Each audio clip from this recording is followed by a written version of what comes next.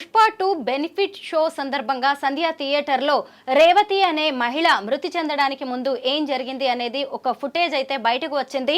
ఆమె తన భర్త పిల్లలతో విడిపోయి వేరుగా కొడుకుతో కలిసి రావడం, అలాగే భర్త కూతురు కలిసి వేరే వైపుకి వెళ్ళడం, ఇవన్నీ కూడా కెమెరాలో రికార్డ్ అయ్యాయి. అవి ఎవరు చూసినా కానీ ఎంతో బాధపడేలా కనిపిస్తున్నాయి. అయితే 9 నెలల క్రితం ఆమె భర్తకు అనారోగ్యం కావడంతో కొద్ది రోజుల క్రితం కాలేయాన్ని దానం చేసి ఆయన ప్రాణాలు కాపాడుకున్నారు. ఇప్పుడు కొడుకు అడిగాడు కదా అని పుష్ప 2 బెనిఫిట్ షోకి తీసుకువెళ్ళి మరి ఆమె తన ప్రాణాలను పోగొట్టుకోవాల్సి వచ్చింది. ప్రస్తుతం నాతో పాటు పబ్లిక్ స్పీకర్ రజనీ రమ గారు ఉన్నారు. ఆవిడతో మాట్లాడదాం.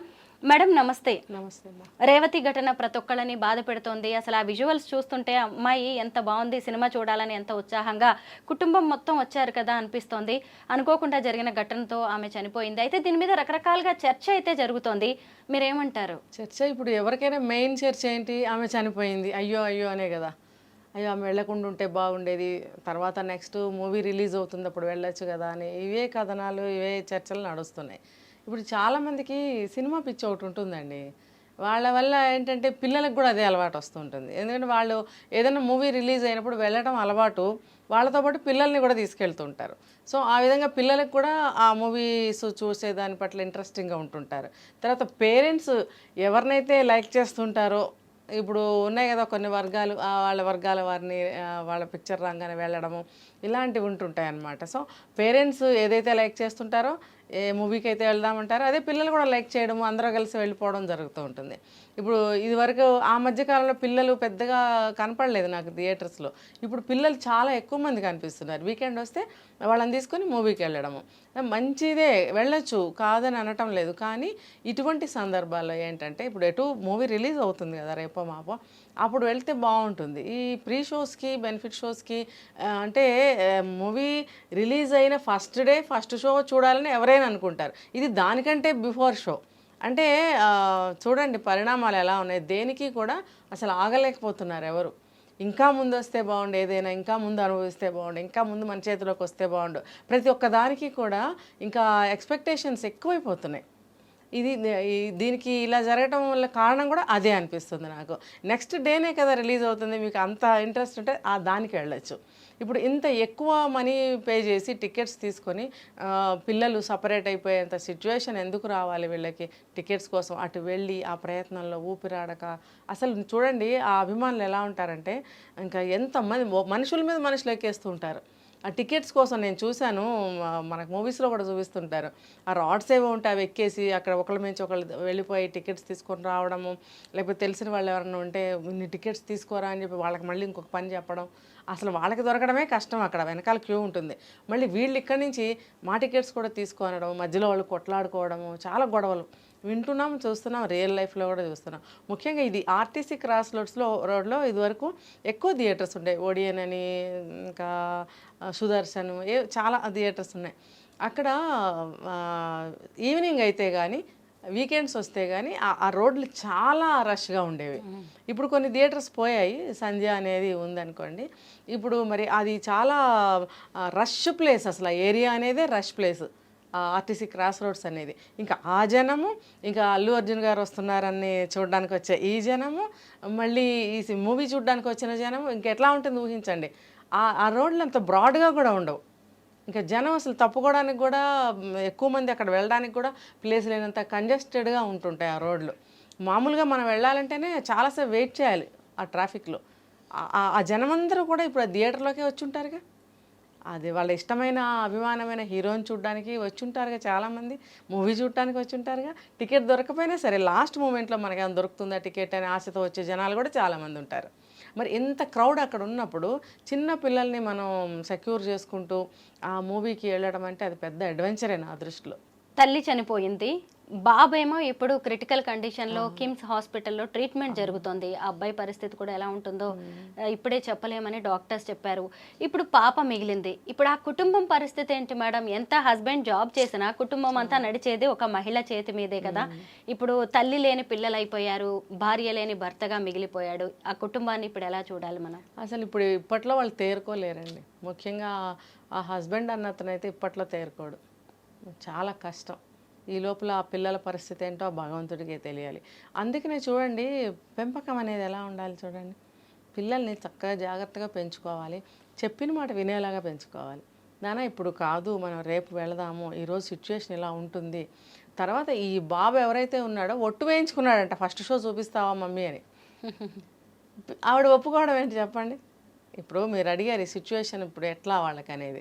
ఇప్పుడు ఏదైనా సరే మనము తగు జాగ్రత్తలు తీసుకుంటూ ఉండాలి ప్రతి విషయానికి కూడా. ఇది పిల్లలు అన్నదానికి మనము తాళం వేయడము, పిల్లలు అడిగారు కాబట్టి కోరిక తీర్చలేకపోతే మన మనసు బాధపడిపోతుంది అని ఆలోచించడం అనేది కాదు, రాంగ్ అది నా దృష్టిలో. అంటే ఒక తల్లిగా కొడుకేమో ఇతను అల్లు అర్జున్కి వీరాభిమాని, ఎప్పుడు చూసినా పుష్ప 2 ఎప్పుడు వస్తుందా అని చాలా రోజులుగా వీళ్ళందరూ ఎదురు చూస్తున్నారు. కొడుకు అడిగాడు కదా అని తనేదో బెనిఫిట్ షోకి వెళ్తే ఆ కిక్ వేరు అన్నట్టు అనుకున్నట్టుంది. ఎందుకంటే ఆమె ఇక్కడ కుటుంబానికి ఎంత ప్రాధాన్యత ఇస్తుంది అనేది కూడా మనం మాట్లాడుకోవాలి. 9 నెలల క్రితం హస్బెండ్కి హెల్త్ బాగాలేకపోతే కాలేయం పాడైతే ఆమె తన కాలేయాన్ని ఇచ్చింది. అంటే అతన్ని బతికించి ఇప్పుడు ఈమె చనిపోయినట్టు. అవును, అంతే కదా, విధిరాత ఇదేనంటారా?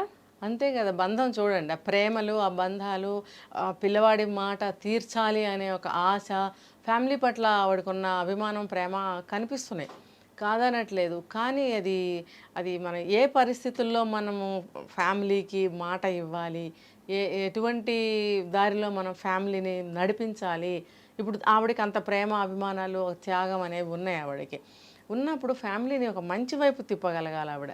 ఏదడిగితే చూడండి, మనం చెప్పుకుంటాం పిల్లలు ఏదడిగితే అది ఇవ్వకూడదు అనేది, ఇది కూడా అందులోకే వస్తుంది కదా. 9 సంవత్సరాల బాబుకి ఏం తెలుసు చెప్పండి.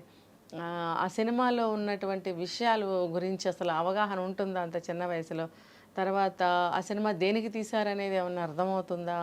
ఏదో అమ్మా నాన్న ఫ్యాన్స్, సో మా ఫ్యామిలీ ఫ్యాన్స్ అన్న ధ్యాసలోనే, ఆ మూడ్లోనే, ఆ భావంలోనే ఉన్నారు తప్పితే నాకు అనిపిస్తుంది అట్లా.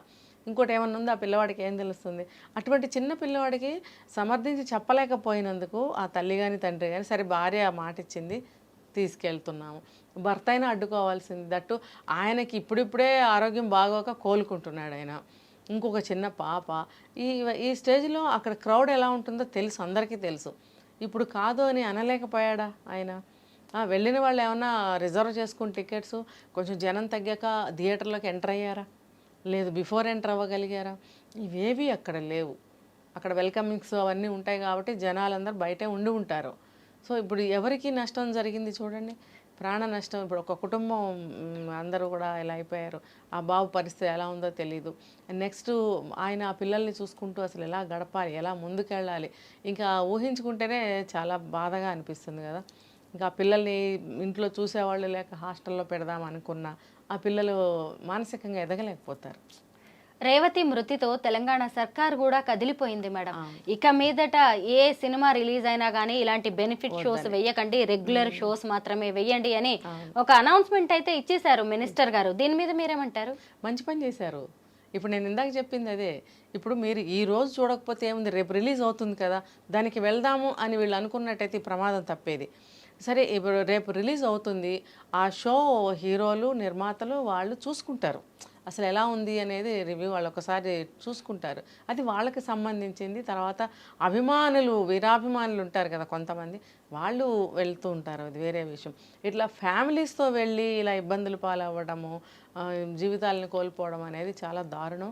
ఏదేమైనా గవర్నమెంట్ తీసుకున్న నిర్ణయం చాలా అంటే నాకైతే బాగా నచ్చింది. అల్లు అర్జున్ ఒక ప్రకటన చేశారు, వీడియో రిలీజ్ చేశారు ఆయన. ఆ కుటుంబానికి జరిగిన అన్యాయం అది ఎవరు తీర్చలేనిది, ఆ దుఃఖం లోటు ఎవరు పూడ్చలేనిది అని చెప్పారు. కాకపోతే తమ వంతుగా 25 లక్షలు ఇస్తామని, ఆ ఫ్యామిలీకి అన్ని రకాలుగా అండగా నిలబడతామని ఆయన ప్రకటన చేశారు. దీని మీద మీరేమంటారు? అదేనండి, ఇప్పుడు నా వల్ల పాపం ఫ్యామిలీలో అయింది కదా అని ఒక పశ్చాత్తాప ధోరణి, భావన, మనసు బాధపడుతుంది. చూడండి, ఒక పండగ చేసుకుంటున్నాము, ఎవరికైనా చిన్న దెబ్బ తగిలింది, లేకపోతే ఏదో ఒక చిన్న అపశృతి జరిగితే ఆ రోజంతా మనసు ఎంత బాధపడుతుంది. ఇప్పుడు ఆయన ఆ మూవీ చాలా రోజుల తర్వాత రిలీజ్ అయింది. ఇప్పుడు ఆ సక్సెస్ వచ్చిన ఆనందంలో ఉంటారు జనరల్గా. ఉన్నప్పుడు ఈ అపశృతి అనేది ఆయన్ని చాలా బాధించి ఉంటుంది కదా. ఆ పశ్చాత్తాపం, పరితాపం అనేది ఆయనకి ఎంత బాధ కలిగించి ఏదో ఆయన వంతు క్షమాభావంతో ఇచ్చుంటారు. ఏదో నా వంతు సాయము, మిడిల్ క్లాస్ వాళ్ళు అయి ఉండొచ్చు, పిల్లలు చదువులకు వస్తాయి, ఏదో సంథింగ్ ఏదో ఆయన మంచి హృదయానికి ఇది ఒక తార్కాణం అని చెప్పుకోవచ్చు. సినిమా రిలీజ్ అవ్వగానే వెళ్ళిపోవాలా అని చెప్పి ఎవరిని ఎవరు నిందించట్లేదు. వినోదం ఇవ్వాలే కానీ సినిమా ఇలా విషాదాలని మాత్రం మిగిల్చకూడదు. సినిమాకు వెళ్ళినా కానీ ఎలా వెళ్తున్నారు, పిల్లలతో వెళ్తున్నారా, ఎలాంటి జాగ్రత్తలు తీసుకుని వెళ్తున్నారు, అసలు అక్కడికి వచ్చే క్రౌడ్ ఏంటి, ముఖ్యంగా హీరోస్ వస్తున్నారా అనేది చూసుకోండి. థ్యాంక్ యూ రజనీ గారు, చాలా మంచి అనాలిసిస్ ఇచ్చారు.